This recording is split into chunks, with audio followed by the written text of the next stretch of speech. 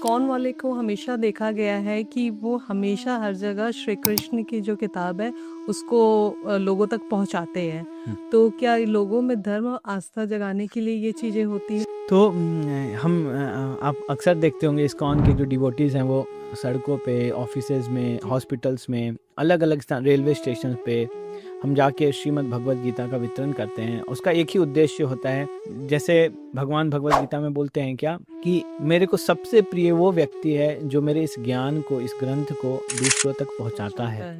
तो एक तो जरिया ये होता है कि हम भगवान की प्रशंसा के लिए कार्य करते हैं। और जैसे मैंने आपको बताया कि वह पिता जिसको पता है कि उसका संतान कितना स्ट्रगल कर रहा है और संतान भूल चुका है उस पिता को, तो पिता के लिए ज़्यादा कष्ट है। तो भगवान हमारे परम पिता हैं, तो उनका वो कष्ट है कि सब लोग मेरे को क्यों भूले हुए हैं।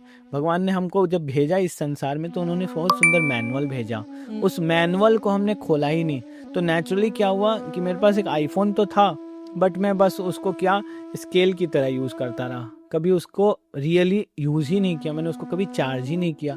सो मनुष्य शरीर जो मिला है वो एक बहुत ही मतलब लग्जरी है, जिसको हमको एक्सेस करना है तो हमको उसका ग्रंथ मैनुअल पढ़ना पड़ेगा जो कि भगवद गीता है। तो इस उद्देश्य से इस्कॉन के जो संस्थापक आचार्य श्रील प्रभुपाद जी हैं, उन्होंने हमेशा बोला कि डिस्ट्रीब्यूट माई बुक्स।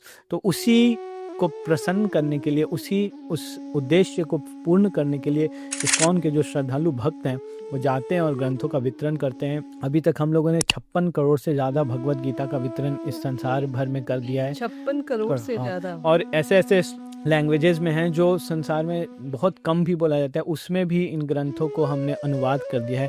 पाकिस्तान में हमारा उर्दू का भगवद गीता वितरण होता है। सो एक बहुत बड़ा कार्य इस्कॉन ने किया है विगत 50 वर्षों में, जहाँ पे उन्होंने मोर देन 56 करोड़ तक भगवद गीता पहुँचाया है और बहुत सारे कोर्सेज भगवद गीता के ऊपर। जो पाकिस्तान में इसे कौन पढ़ता है, हिंदू लोग पढ़ते हैं या उर्दू में लिखा है तो मुस्लिम भी पढ़ सकते हैं। ये ग्रंथ क्योंकि धार्मिक ग्रंथ नहीं है, एक मनुष्य के लिए है। भगवद गीता में भगवान बोलते सर्व योनिषु कौन्ते अहम बीज प्रदम पिता, कि जितनी भी योनि है मैं सबका सीड गिविंग फादर हूँ।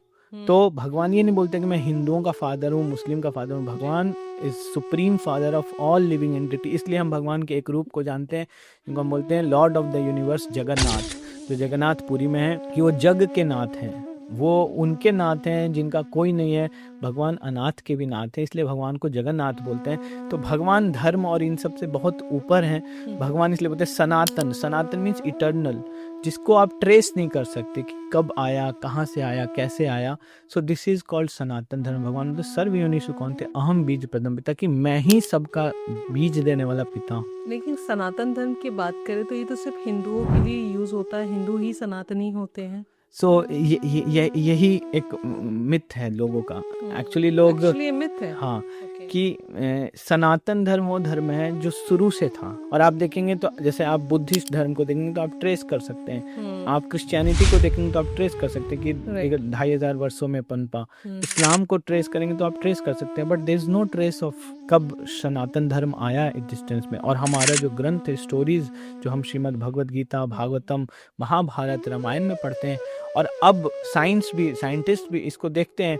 ऐसे बहुत सारे एंथ्रोपोलॉजिस्ट हैं जो क्या इन सब स्थानों को जाते हैं और सर्च करते हैं। उन स्थानों पे उनको मिलता है वो प्रूफ्स कि यस यहाँ पे ऐसा कभी सरस्वती नदी बहा होगा। यहाँ पे जैसे मैं चित्रकूट गया था और वहाँ पे अनुसुईया का रसोई, सीता मैया का आंगन, ये सारा चीज़ वहाँ पे जाएंगे तो आपको दिखेगा कि यस जैसा वर्णन था इतने डिस्टेंस पे था, ये सब चीज़ एक्चुअल में यस। द्वारका में हम देखते हैं समुद्र के नीचे उनको पैलेसेस मिलता है। तो ये सारा का सारा चीज़ अब साइंस मान रहा है और ये सब घटना पहले इतिहास में घटा है और लिखा जा चुका है, इसलिए इसको इतिहास पुराण बोलते हैं। तो हमको उनको कभी भी माइथोलॉजी नहीं समझना चाहिए।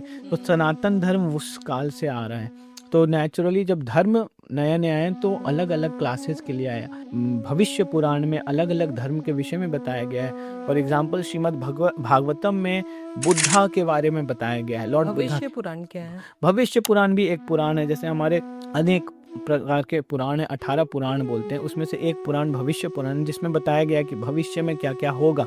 सो उसमें बहुत कुछ डिस्क्राइब्ड है, बहुत डिटेल में। Bhavishya Malika is also one of the literature जो कि बताया जाता है, जिसमें अभी बहुत सारा चीज़ प्रिडिक्टेड है और हम देखते हैं कि अभी वैसा चीज़ घटित हो रहा है।